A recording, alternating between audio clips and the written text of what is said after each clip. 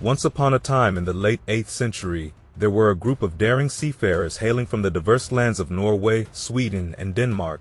These bold adventurers, collectively known as the Vikings, embarked on a maritime journey that would leave an indelible mark on the cultures of Europe.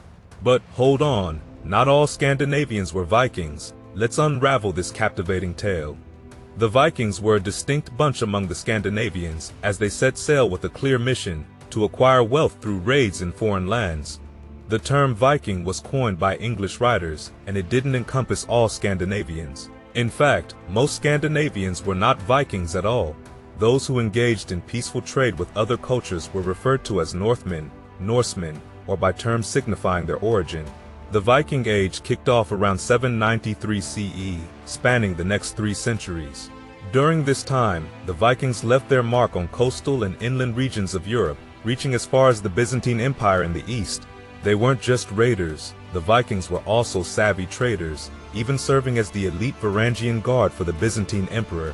The impact of the Vikings was far-reaching, influencing cultures in Scotland, Britain, France, and Ireland. They founded cities, colonized territories like Normandy in France, established the Danelaw in Britain, and settled in various communities throughout Scotland. But the Vikings weren't content with dominating Europe. They spread their influence across the North Atlantic by settling in Iceland and Greenland. Surprisingly, the Vikings were the trailblazers of exploration in North America, becoming the first Europeans to visit and establish communities.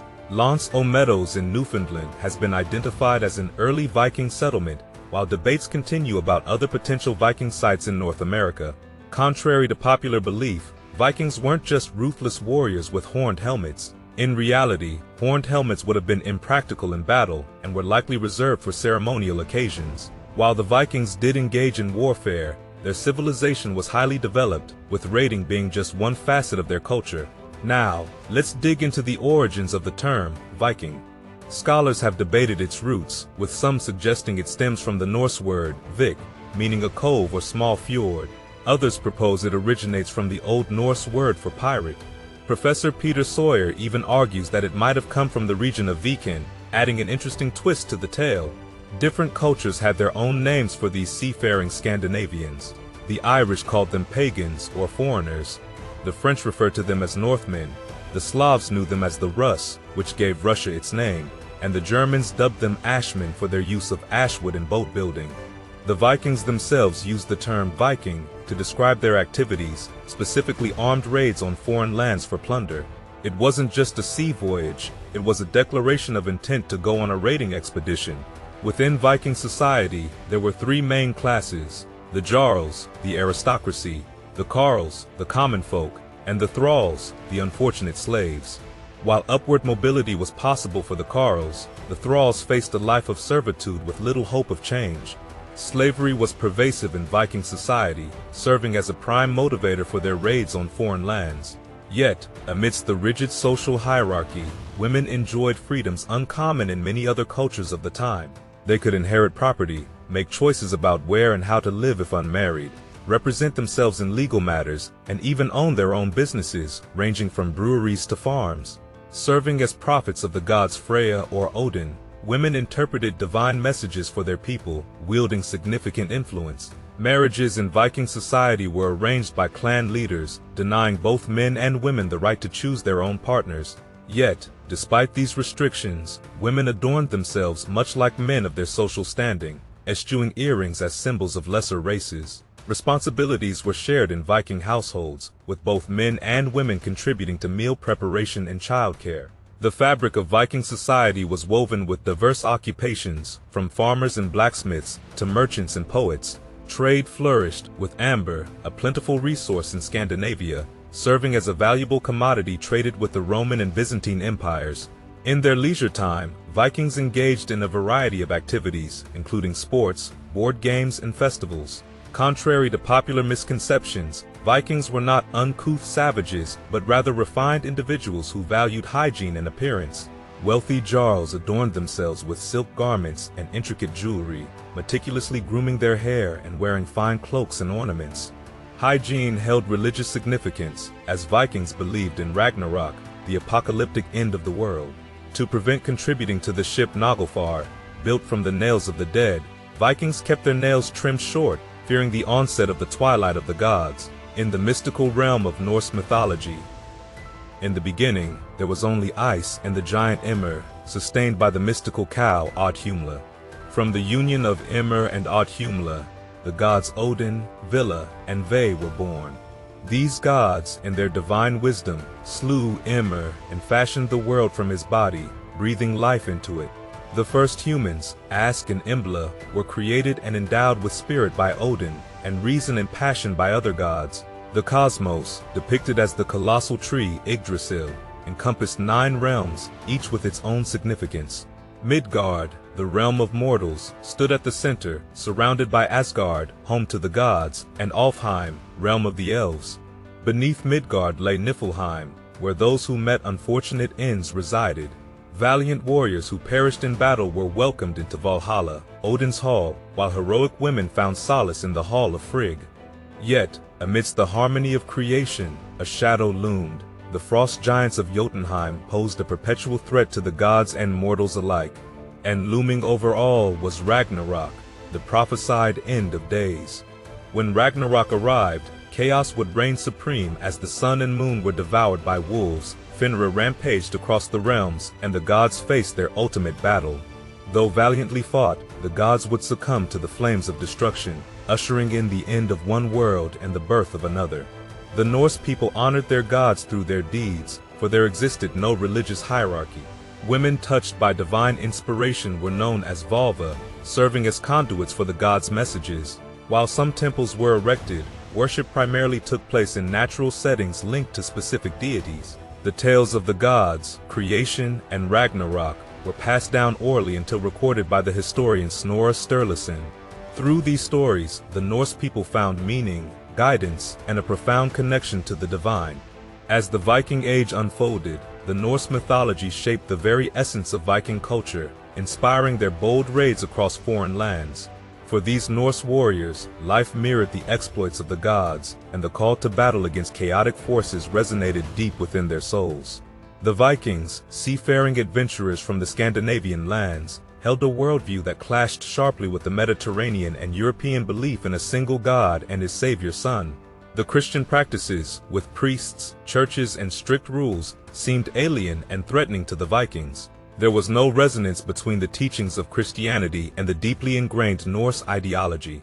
As the Scandinavians mastered shipbuilding, their forays into distant lands were marked by ruthless raids on Christian communities, driven by a stark contrast in religious beliefs. Carvings from Scandinavia dating back to 4000 to 2300 BCE revealed early knowledge of boat building. These primitive ships, lacking keels and propelled by paddles, embarked on perilous long-distance journeys. Shipbuilding progressed significantly around 300 to 200 BCE, influenced by interactions with Roman traders and Celtic and Germanic merchants. The Nidum ship, constructed around 350 to 400 CE in Denmark, marked a turning point in sea navigation, even though it lacked a sail. However, not all Vikings clung steadfastly to their old traditions. By 625 CE, the West Germanic kinsmen of the Scandinavians had embraced Christianity, leading to a divergence between the Scandinavian heartland and the emerging Christian states in England, the Frankish world, and Frisia. This religious divide played a pivotal role in shaping the Viking interactions with the Christian communities they encountered during their raids. The Norse gods, each with distinct powers and realms of influence, stood in stark contrast to the singular omnipotent Christian deity. While the Vikings perceived a universe teeming with gods, spirits, and supernatural energies, Christians viewed a fallen world of sin under the watchful eye of one supreme God.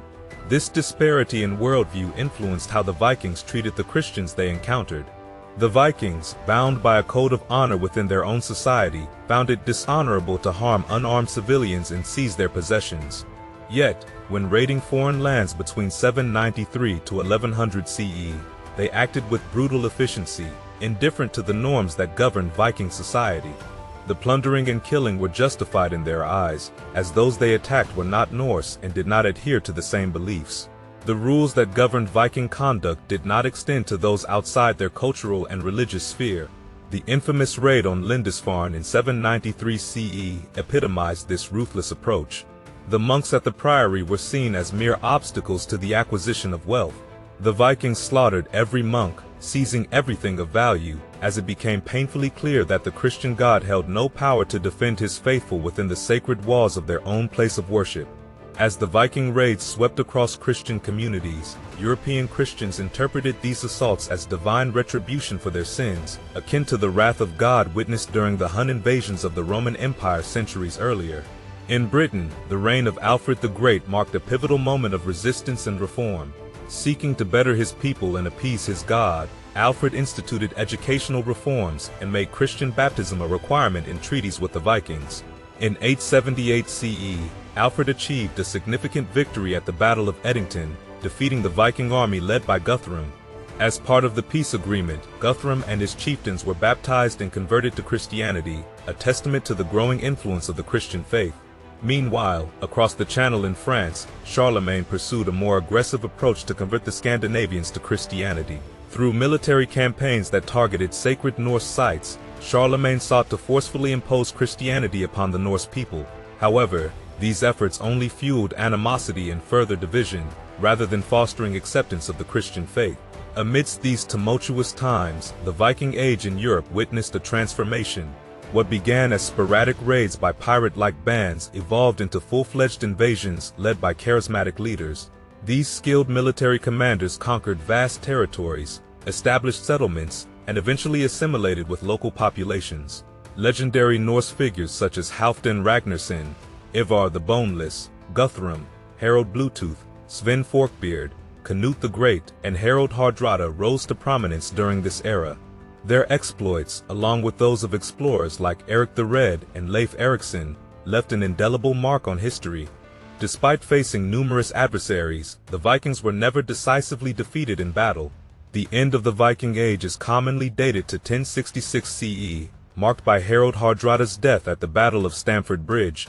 However, Viking raids persisted beyond this date.